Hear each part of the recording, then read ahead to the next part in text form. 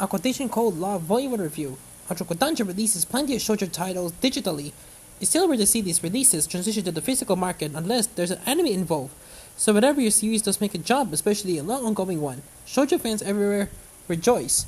Today, I'm here to take a look at a quotation called Love, which is one such manga that have found its way to having a paperback release from Kodansha. Does it delight? Let's find out.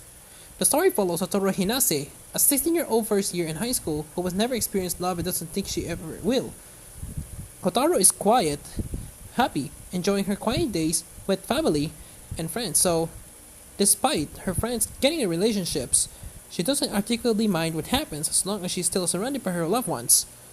However, Fate has other ideas after witnesses fellow students, Hananoi being purposely dumped by his girlfriend. She finds him sitting outside and having a snowfall. Satoru is nice to everyone she meets. She offers to share her umbrella with him and is then shocked to find him waiting in her classroom to ask her out the next day. As you may expect, Hotaru politely turns him down, pointing out that the two barely know one another. However, Hananoi has decided Hotaru is his girl of destiny thanks to the fact she treated him like an average person that didn't approach him due to his good looks. Hotaru, turning him down once it is enough to put Hananoi off, and he continues to pursue her, asking her out to lunch and helping her out around school. Spending so much time with Hananoi lets her alone to wonder if she might be starting to fall for him, and she finally agrees to date him on a trial basis, providing he's okay with the fact she may not have romantic feelings for him or come to see him in that way. Hananoi is overjoyed to hear her say yes and does everything he can to make her see him in a romantic light, including transforming his look. A quotation called Love isn't doing anything new in the shoujo genre, but our main character are a likable and relatable pair. Not understanding love or thinking you ever experienced it is something, and I'm sure many of us will understand. So it's easy to understand where Hotaru is coming from with her concerns. Everything is simply alien to her, especially when her friends paint a picture that a romantic relationship becomes the century of her life. Of your life and the most important element, something is disagree with, but these are teenage characters, so it's not inconceivable that it has such things. What Hotaru isn't being told is that the love is different for everyone, and she doesn't have to fit into what her friends are experiencing. But being with Hananoi means she's slowly starting to figure it out for herself. Meanwhile, Hananoi struggles with love in a completely different way. He claims to understand it, but due to only be dating girls who care for his good looks and wanted to do anything possible to keep them happy, he always ends up being dumped and told he'll never understand true love. And we really saw plenty of these problems with how he treats Hotaru, rather than by himself. Hananoi would reinvent himself to fit his partner. Even with Hotaru, he cuts his hair and removes all of his piercings after she implies she doesn't like them. She was talking about her hair, not his, hoping to be the perfect boyfriend material, but what he doesn't really realize is that by going such lengths, he's never letting his partners to see the real Hananoi and his likes and dislikes.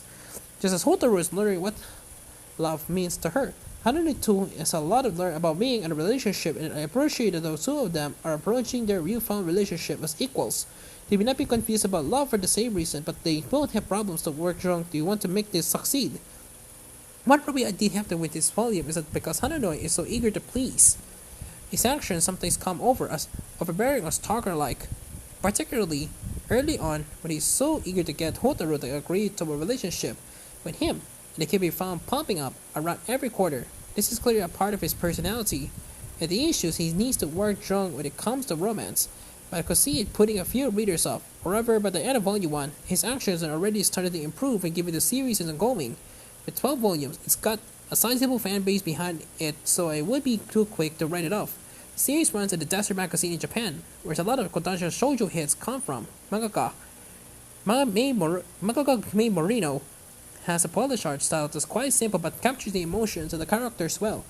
They are some charming half-page or even full-page panels that show off pivotal moments in the story too, which I am a fan of.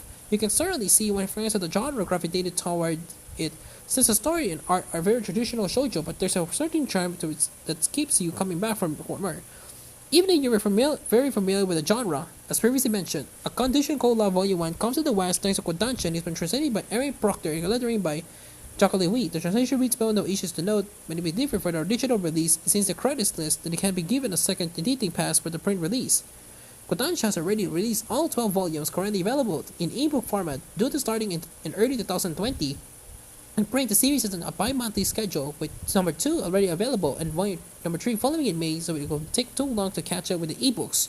These titles still ongoing in Japan with no sign of it concluding yet, so if you like it, then there'll certainly be a lot more of the story to enjoy in the coming months.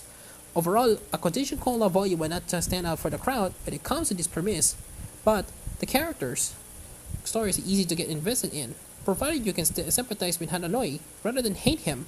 You'll certainly be eager to see how this bonding relationship is going to turn out. If nothing else, given how long running it is, you'll be able to follow their story for quite a long time, which is not often said for shoujo titles to make it into print. A free preview of the series can be found on Kodansha's website here, 8 out of 10.